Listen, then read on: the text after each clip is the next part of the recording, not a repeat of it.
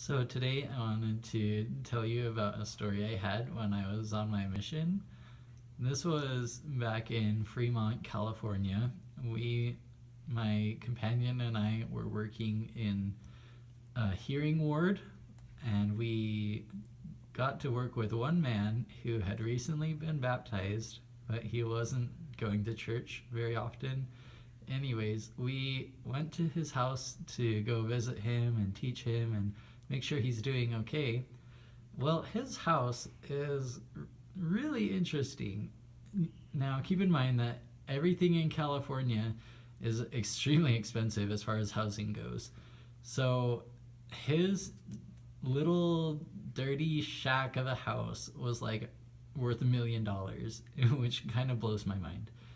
Anyways, so we arrive at his house with his old beat up gate, and it smells bad, and we see this enormous animal. It looks like a small horse, but it's a dog. It's a mastiff, and that dog was so intimidating. I'd never been scared of dogs.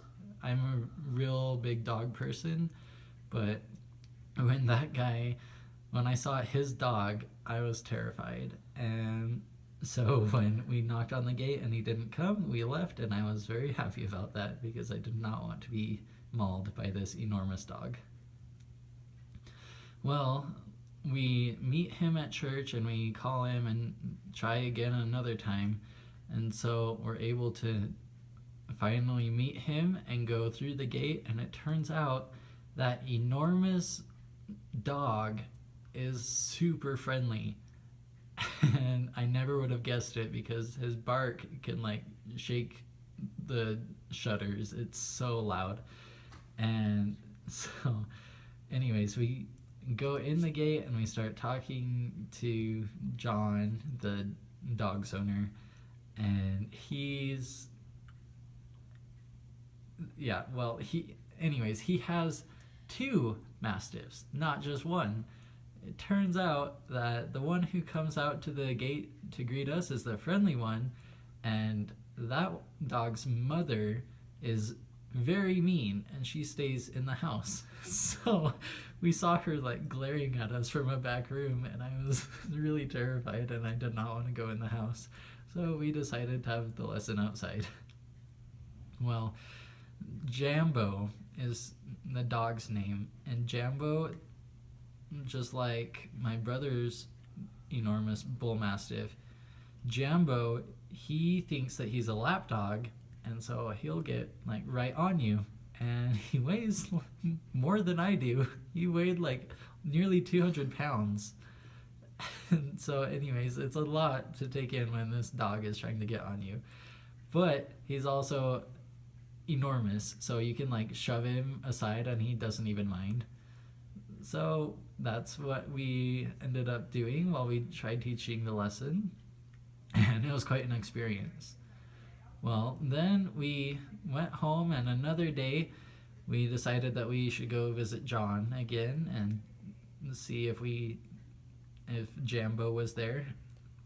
So we go, and it turns out he is there and Jambo's there, and this time John was out on the front porch, and he had this nasty, ratty little rag on his table, and he pulls it over and he's like, "You guys want to see something cool?"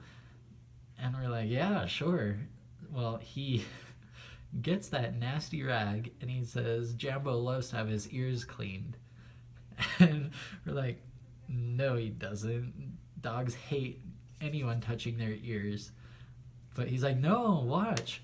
And then he grabs the rag and he starts rubbing Jambo's ears, and there's this really low, like guttural, like we're like, "Oh no, he's gonna attack." But then his legs started kicking, and he liked it, and he like was moaning and leaning into the nasty rag. It was wild.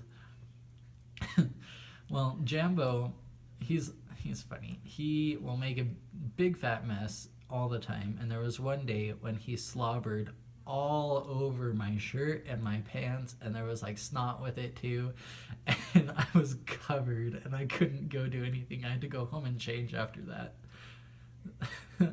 I like big dogs, but I don't think I could ever manage having one that big.